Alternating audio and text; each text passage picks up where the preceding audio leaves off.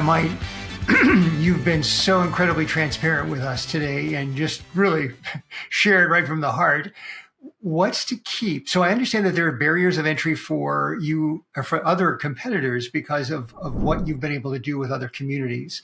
And now you have some very significant financial backing and have for the last 16 years with Protective, now even more so with New York Life.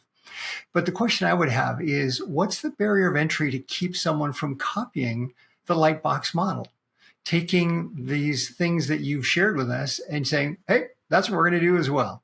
So talk a little bit about that. And also with the fact that you've got New York Life and Protective looking to you for investing for them, does that take away from the focus? Does that create a possibility where you have so much opportunity in front of you that each individualized returns suffer a little bit along the way? I know that's not the case because I've already met you and have spent time with you. And I know you are absolutely committed to continuing to improve and raise the bar, not lower the bar. But there could be some people out there that are wondering those questions. And it's a great question, right?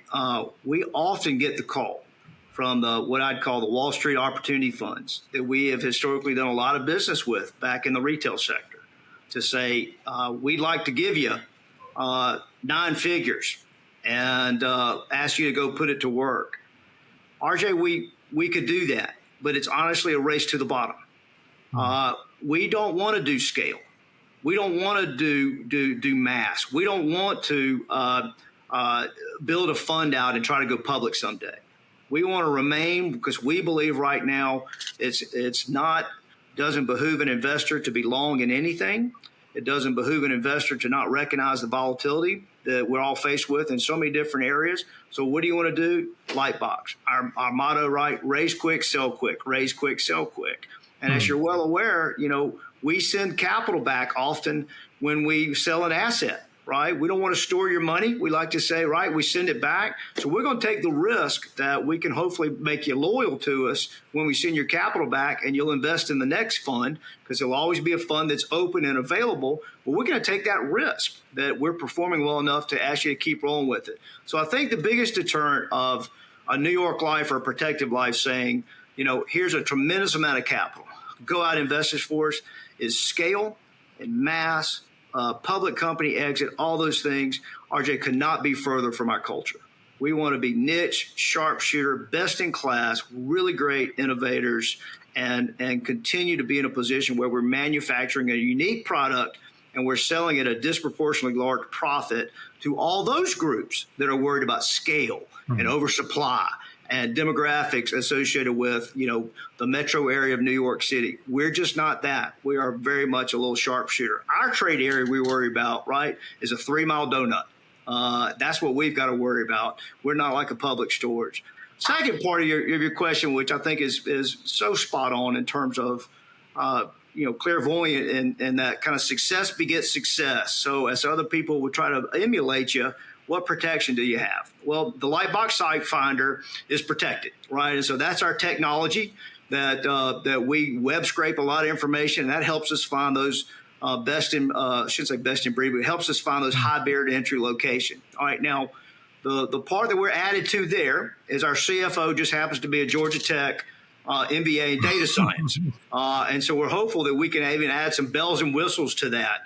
But as you can imagine, as information has become more and more valuable, it's harder and harder to web scrape all that information down.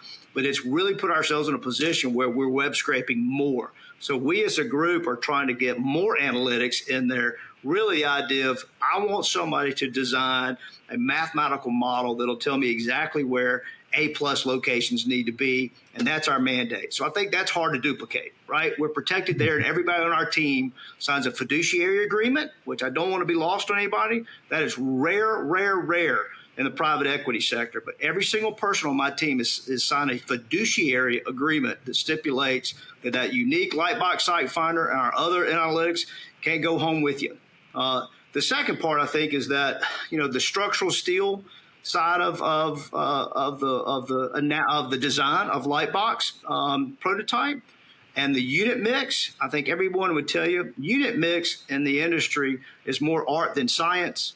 And so we just think it's one of those where we got the science figured out. Well, as they say, there are four things to be aware of. There's data, and with the internet, it's replete with data. There's information, which you can derive from that data, but you won't pay anything for that or much for anything. You might pay something for knowledge. And that's what this industry has accumulated to some degree, is knowledge. But for wisdom, that is, people will pay an almost unlimited amount for wisdom because it's so rare. And I think that's what really attracted me to what Lightbox is doing, and to Bill Leitner and your incredible team, is the fact that you have, yes, a great deal of knowledge as subject matter experts, but it's gone well beyond that into having wisdom that's inculcated, that's in the box, it's in the water system there at Lightbox. Well, I appreciate that. I think that, that we learned early on with Target as really kind of our lead customer for the longest time, and doing some amazing things on the development landscape with Target Corporation. It had a lot to do with, I want to fully understand your needs. And then I want you to charge me with, can I go build a process? Can I go build a widget? Can I go build a methodology that's going to allow you to do what you need to do, leaner, meaner, faster, stronger? And so I think this element of problem solving and this element of service, or said more succinctly, maybe capitalism with empathy, is often a combination for wisdom.